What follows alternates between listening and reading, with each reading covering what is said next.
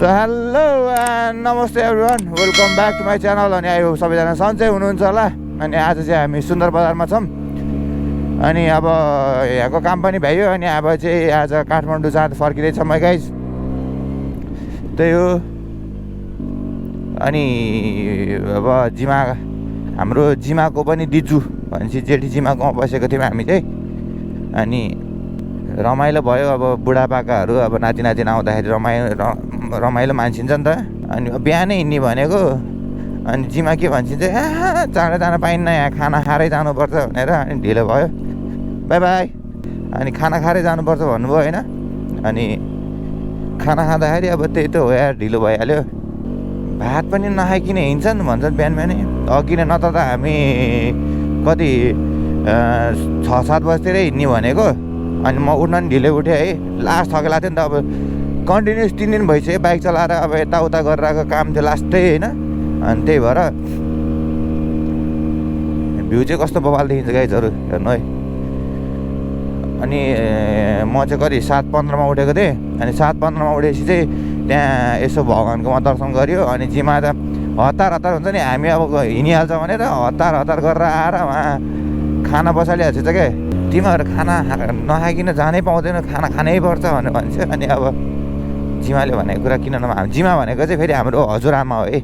अब कतिजनाले जिमा भनेको के हो भनेर अब सोधिरहनुहुन्छ होइन। मलाई 2-3 चोटि सोधेको थियो कि मेरो आफ्नै साथीहरूले पनि। खानासाना खाँदै यताउता गर्दा एराउन्ड 9 बज्यो। त्यही गाइस, अब 9 बजी हिँड्ने है। अब हामी चाहिँ काठमाडौँ कति भनौँ अब, त्यस्तो चाहिँ 9, 10, 11, 12, 1, 2 बजीतिर पुगिन्छ होला है। आनन्दले जाने हो, नो रस, ढुक्क पारामा जाने। हिमाल कस्तो बवाल देखिरहेछ गाइजहरू, हेर्नु है। हाम्रो लमजुङबाट देखिने हिमाल बवाल, भ्यू त बवाल छ नि हो लमजुङको नि। घुम्ने ठाउँ कति छ, घले गाउँ छ यहाँबाट। अनि के घान्द्रुक भन्न आएछ, घले गाउँ। अनि के गाउँ थियो हौ, भुले यार, बेसी सहर भइहाल्यो। अस्ति आउँदाखेरि चाहिँ दुःख पाइयो, उता आफ्नो घर गएको, पुरानो घर है। अनि यता मामा घर आउँदाखेरि चाहिँ सर्टकट बाटोमा चाहिँ के छ भने 2टा खोला छ क्या। अनि खोलामा आउँदाखेरि चाहिँ होइन, त्यो खोला तर्दा, पहिलो खोला तर्दा चाहिँ केही त्यस्तो भएन। अनि पछि गाडीको पछि आएको होइन। गाडीको पछि आउँदा त गाडीले त ड्याममै खाल्टोमा अलि गहिरोमा हालेछ क्या गाडीले, त्यो रातिको बेलामा। हामीले त्यसकै पछि अलि खाल्टोमा नहाल्ला नि त, लाइट पुग्छ नि त अब गाडीहरूको चाहिँ। अनि त्यही भएर आएको त ड्याममै साइलेन्सर ठोक्यो। त्यही त नि, अब बेनेलीको प्रब्लम है, ग्राउन्ड क्लियरेन्स हल्का कम हुन्छ नि त। अनि त्यही भएर साइलेन्सर ठोकेर रातिको कति 6-7 बजीतिर यार, बिच बाटोमा साइलेन्सर फुत्केर तनाव भइदिएर क्या। तर पनि केही छैन, बाइक बनाइयो चिल पारामा। सो गाइज, अहिले चाहिँ हामी सिँढीबाट आइसक्यौँ होइन। अनि भन्न चाहिँ भोटेवडाहरू पनि भन्छ, जे भयो नि सर्ट अब छोटो दिनहरूको हुन्छ, मतलब भनौँ थोरै दिनको लागि आएको, रमाइलै भयो भनौँ है। अब हजुरआमा भइसक्यो, मामा घरकोलाई चाहिँ रमाइलो लाग्दैन र। अब यहाँबाट चाहिँ भोटेवडारबाट डुम्रे हुँदै मुग्लिन हुँदै काठमाडौँ सरर गाई चाहिँ हो। अब यहाँबाट चाहिँ राइट, यता पछाडि गयो चाहिँ बेसी सर, यता गयो डुम्रे। आधी घन्टा 45 मिनट जति लाग्यो होला गाइस। अहिले चाहिँ हामी डुम्रे आइपुगिसकेका छौँ। बाटो चाहिँ साँगुरै छ क्या, अब गाउँतिरको बाटो है, 1 वे टाइप जस्तै हुन्छ। अनि अलिक साइड दिनु पऱ्यो भने लास्टै च्याप्नुपर्छ क्या। ए डुम्रे भने अस्ति हामी सिधा गएको थियो नि, हामी यता छिट्ने क्या देख्यो।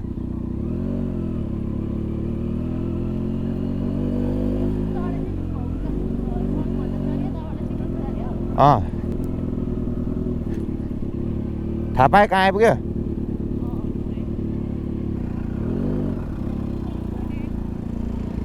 सो गाइस, यो चाहिँ डुम्रे बजार, मेन हाइवे चाहिँ अब सुरु भयो है।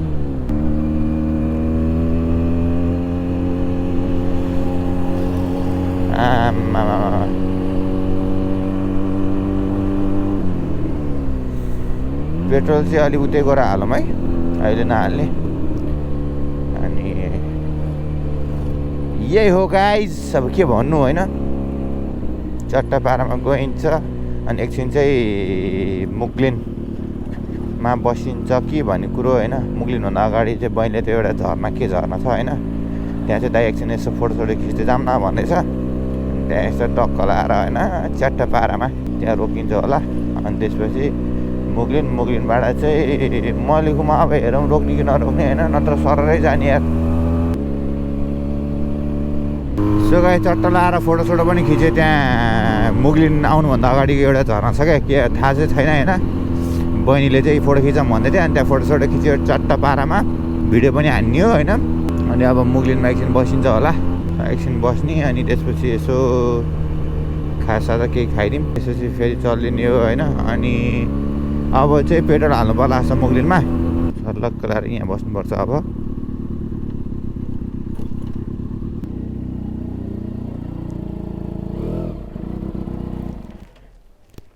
हामी टक्क लाएर मुगलिनको पुल आइपुग्यो गाइस।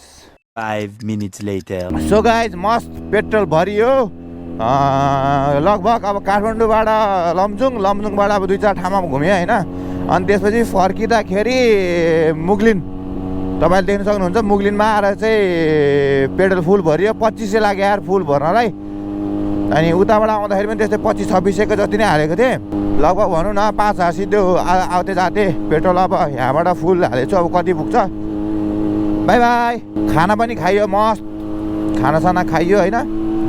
चट्ट पारामा अब यहाँबाट हिँडिन्छ।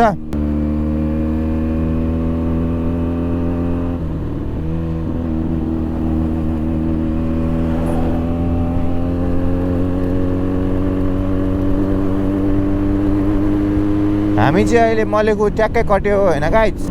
पब्लिक रियाक्सन चाहिँ बबाल आउने के। अघि अलिकति उता अगाडिबाट होइन कारको मान्छेहरू नि साइड लाएर यस्तो पहाडी फर्के, सब केटा रहेछ होइन। स्पिड कम गर अनि साइड लाएर त्यहाँ फर्केर हेरिरहेको पुरै। It's the power of Benelli. यो चाहिँ धादिङको पुल।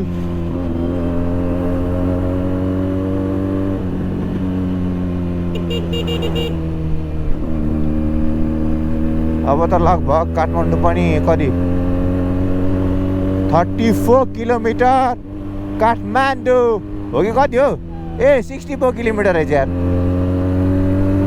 अरू जे जस्तो भए पनि पब्लिक रियाक्सन चाहिँ बबाले आउने क्या होइन।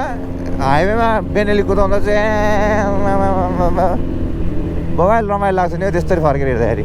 हामी चाहिँ अहिले गजुरी कटिसक्यौँ गाइस। अनि अब चट्ट लाएर यहाँ बस्दिने हो, चिल रेस्ट हानिदिने हो। अनि त्यसपछि अब 1-1.5 घन्टा त 1 घन्टा त यहाँ पुगिन्छ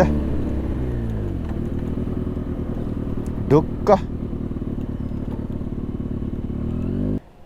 कस्तो फिल भयो त बहिनी तिमीलाई? कस्तो फिल भएको छ?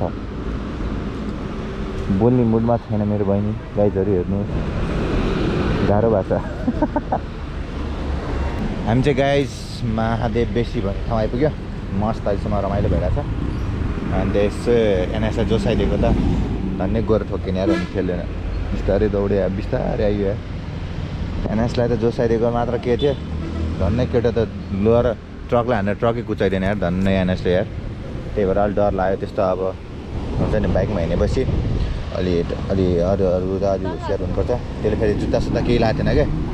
अनि त्यही भएर हो गाइस, यु क्यान सी है बबाल रमाइलो भइरहेको छ। अनि हाम्रो अर्को बेनेली पनि आएको छ, बेनेल 150। यु क्यान सी ब्याक मेरो पछाडि। त्यही हो गाइस। अब हामी महादेव बेसी भन्ने ठाउँमा एकछिन बसिन्छ, रेस्ट गरिन्छ, अनि त्यसपछि चट्टबाट फेरि चलिन्छ। सो गाइस हामी चाहिँ चट्ट पारामा रेस्ट पनि गऱ्यो, अनि यसो चिसो खाइयो होइन। अनि अब विदिन अब 1.5 आवर है पुगिन्छ होला भन्ने आशा गर्दछु। यो चाहिँ महादेव बेसी भन्ने ठाउँ रहेछ है। प्रायः म चाहिँ यहीँ बसिरहेको हुन्छु कि, रेस्ट आनन्द शीतल हुन्छ। पिपलको बोट छ, हावा दामी मस्त लागिरहेको हुन्छ नि त। मलाई चाहिँ होइन एउटा कुरो चाहिँ के लाग्छ भने, यो बाइकलाई भने होइन कि होइन, अब बाइक आवाज सुन्ने बित्तिकै जोसिदिने के साइको लाग्ने होइन। अनि अहिले पनि मैले अहिले भर्खर भने है, अब आइरहेको थिएँ म आनन्दले आएको हो कि म त्यस्तै रेस खेल्छु भनेर त आएन नि त होइन। चिल पारामा आइरहेको अब आफ्नै सुरले आएर ढ्याँ बढानी भने साइडमा आएर भने यार त्यो मान्छेको धन्य एक्सिडेन्ट भएन क्या त्यो उसमा। अनि त्यो भएर गाइस राइड सेफ है, त्यही हो यार।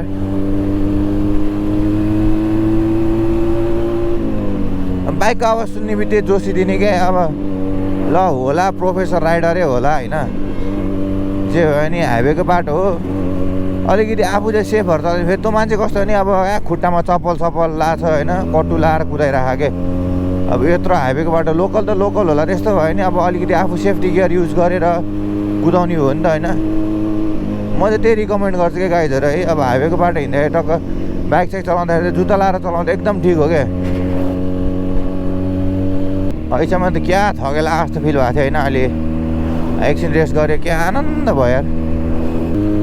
सो गाइज अहिले चाहिँ हामी कुन ठाउँमा आइपुग्यौँ मलाई पनि थाहा छैन, तर जे जस्तो भयो नि अब काठमाडौँ धेरै टाढा चाहिँ छैन, त्यही भन्न चाहन्छु। अनि अब अलिकति रफ्तार चाहिँ बढाउनु पर्ने नै हुन्छ, किनभने अब अलिकति बेलुका हुन थालेपछि त जाम हुने सम्भावना पनि हुन्छ। अनि फेरि थानकोटमा त्यही त हो नि, एउटा गाडी रोक्यो भने सब रोकिने अवस्था तपाईँहरूलाई पनि थाहा नै होला होइन। सो गाइस तपाईँहरूले देख्न सक्नुहुन्छ थानकोटको धुलो, पानी परे हिलो, घाम लागे धुलो। एक दुई ठाउँमा त यार धुलो उडेर बाटै नदेखिरह भने एकछिन त यार त्यस्तो नि हुन्छ यार। हेट थानकोट आइपुग्यो हामी गाइजहरू, फाइनल्ली थानकोट आइपुग्यो। लाई यतैबाट सरर जाने हो कि हामी चाहिँ यहाँबाट थानकोट भयो होइन, थानकोटबाट चाहिँ हामी लेफ्ट लागिन्छ।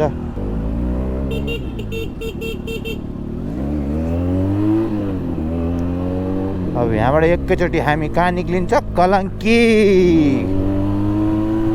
सो यो चाहिँ सर्टकट है, सर्टकट एकदम सर्टकट हो गाइजहरू। तपाईँहरूले देख्न सक्नुहुन्छ अहिले चाहिँ हामी कलङ्की निक्लिसक्यौँ। कलङ्की हामी यहाँबाट निक्लिन्छ है, त्यो थानकोटको त्यहाँबाट छिरेपछि सर्लक्क बाटैबाट आउने हो, बाटो आएपछि त सर्लक्कै मकालु आयल स्टेसन भन्ने ठाउँमा आइपुगिन्छ।